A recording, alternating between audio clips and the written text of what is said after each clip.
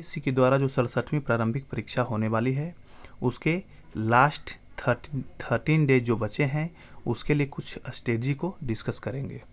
दोस्तों, जैसा कि आप लोग जानते हैं कि अब बस एग्ज़ाम को छोड़कर बस 13 दिन ही बच गए हैं, इसलिए आप सभी लोग एक स्ट्रेटजी के तहत अपने प्रिपरेशन को रिवीजन की तरफ रुख करें ताकि आप लोग को सहूलियत हो।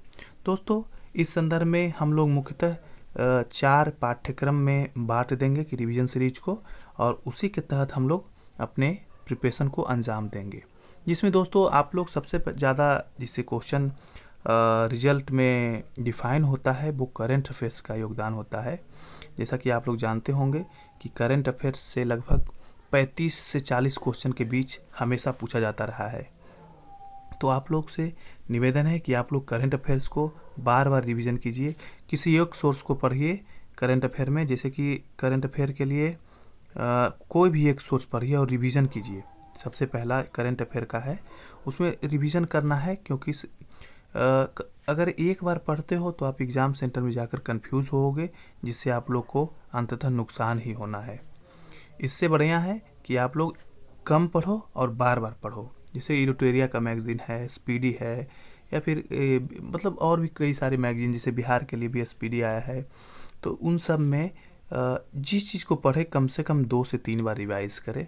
और मैं 4 जो पाठ्यक्रम डिफाइन करूँगा उसमें सबसे ज़्यादा वेटेज मुझे ऐसा लगता है कि जितना क्वेश्चन आ रहा है उतना वेटेज देना चाहिए। करंट अफेयर को आप लगभग 30% वेटेज दे सकते हो अपने टाइम का। जैसे आप लोग अगर 10 घंटे पढ़ रहे हो तो उसमें लगभग 3 से 4 घंटे आप करंट अफेयर को आराम से दीजिए। दूसरा जो है बिहार स्पेशल है। बिहार स्पेशल में सबसे पहले जो आप लोगों ने पढ़ रखा है, जैसे कि आप लोगों ने पढ़ रखा होगा या तो इम्तियाज़ अहमद, या तो विवास पनोरमा, या तो केबीसी नैनो, जो भी पढ़ रखा है आप लोग उसको कम से कम 2 बार एटलीस्ट रिवीजन कर लो, ताकि जल्दी क्योंकि एक बार अगर आपके माइंड में क्लिक कर गया तो आप लोग एग्ज़ाम में अच्छे से उसको ये कर लोगे। आप लोग उसको रिवीजन कीजिए, बार बार कीजिए, और बिहार करंट अफेयर को भी लेके चलना है। सबसे बढ़िया जो सोर्स है स्पीडी का है, और नहीं तो फिर एडिटोरिया का जो पहले आया था उसको आप लोग, उसमें सबसे ज़्यादा फोकस जो करना है इकोनॉमिक सर्वे, जो बिहार का है इकोनॉमिक सर्वे, और बजट इन दोनों पे फोकस करके रखना है, ताकि आप लोग को एग्ज़ाम में जो क्वेश्चन आए उसको टैकल करने में परेशानी ना हो।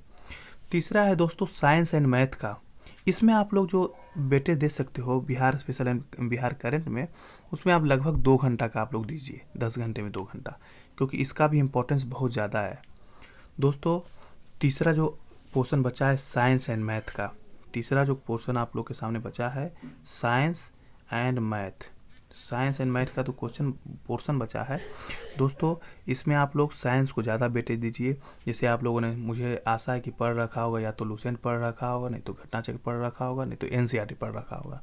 आप लोग अभी से कुछ भी ना पढ़ते हुए इसको आप लोग रिवीजन की ओर अंजाम दीजिए। दोस्तों, आप लोग मेरे बात को काफ़ी सिंसियर लीजिए, नहीं तो एग्ज़ाम में जाकर आप लोग काफ़ी कंफ्यूज होइएगा और इजी प्रश्न गलती हो जाएंगे, जिससे आप लोग को बाद में पछताना ना पड़े। मैं इसलिए आप लोग को रिवीजन पे काफ़ी जोर देना चाहता हूँ दोस्तों, क्योंकि बहुत सारे ऐसे क्वेश्चन होते हैं जो आपके अगर नज़रों से एक बार भी गुजर गया है तो आप लोग ऑप्शन के आधार पर उसको आप क्लिक कर दीजिएगा। दोस्तों, इस सीरीज में चौथे नंबर पे है स्टैटिक्स का पोर्शन, जिसमें history, geography, polity, economics, environment. इसमें आप लोग सबसे ज़्यादा हिस्ट्री पे फोकस कर सकते हैं। आपके पास अभी भी लगभग 3 से 4 2 घंटे का टाइम लगभग बच गया है, जिसमें आप लोग हिस्ट्री और ज्योग्राफी, मेनली हिस्ट्री और पॉलिटी में पंचायती राज और नगर पालिका वगैरह देख लेना है, मूल अधिकार वगैरह थोड़ा बहुत देख लेना है, और बस मिसलेनियस जो टॉपिक है इसका सबसे अच्छा सोर्स है लूसेंट। आप लोग लूसेंट या फिर क्राउन का जो थोड़ा सा जो कोष्टक में दिया हुआ है आप लोग उसको फोकस कर सकते हो।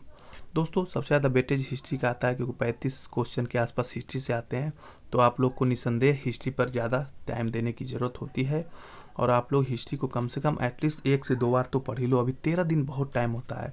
आप लोग जो हिस्ट्री है, आप लोग हिस्ट्री पे कम से कम 2 बार आप लोग फोकस करके पढ़ाई कर लो इस पर, ताकि आप लोग को वहाँ पे कन्फ्यूज़न ना हो। दोस्तों आप लोग जैसा कि देखे होंगे CDPO का पेपर, उसमें पता है सिर्फ हिस्ट्री को ना टफ कर दिया, जिससे आप लोग देख रहे होंगे। हालांकि कटअप तो हाई गया है, लेकिन इतना कटअफ नहीं जाता अगर सीट थोड़ा सा बहुत भी ज़्यादा रहता। सिर्फ हिस्ट्री का क्वेश्चन टफ करने से कटअफ कम गया, आप देख सकते हो। तो क्या है कि अगर ज़्यादा टफ करेगा तो वो हिस्ट्री में ही करेगा, ऐसा नहीं। पॉलिटी, इकोनॉमिक्स, इन्वायरमेंट, ज्योग्राफी से क्वेश्चन ही कितने आते हैं, बहुत कम। तो आप लोग हिस्ट्री को अच्छे से पढ़ लीजिए और करेंट अफेयर और बिहार स्पेशल को ध्यान में रखिए। बिहार करेंट से लगभग 4 से 5 क्वेश्चन आएगा, बहुत इजी क्वेश्चन आते हैं बिहार करेंट अफेयर से। तो आप लोग एक बार कहीं भी अगर आपको नज़र में है तो आप लोग ज़रूर वहाँ पे क्लिक कर दीजिएगा। दोस्तों अब आप लोग सिंसियर हो जाइए, क्योंकि बस 13 दिन का ही टाइम बच गया है। दूसरी बात उन लोगों के लिए है जिन्होंने अभी तक भी नहीं पढ़ा है। दोस्तों उनके लिए भी एक मेरा सजेशन होगा कि 13 दिन का टाइम भी बहुत होता है BPSC प्रीलिम्स के लिए, क्योंकि आपको बस एक बार शुरुआत करना है और अंजाम तक चीज़ों को पहुंचा देना है। 13 दिन में अगर आप लोगों ने शुरुआत नहीं किया है तो आप लोग कर दीजिए। UPSC की जो एस्पिरेंट है मेंस का, उनके लिए भी मैं सजेशन दूंगा कि आप लोग जिन्होंने BPSC में इंटरेस्ट रखा हुआ है, आप लोग मेंस के बाद भी आप लोग को लगभग 4 से 5 दिन का टाइम मिल जाएगा। आप लोग उसमें सिर्फ करंट अफेयर को पढ़ के जाइए।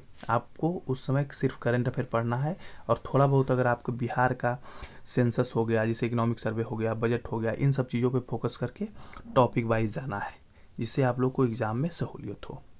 दोस्तों आज के लिए इतना ही। All the best.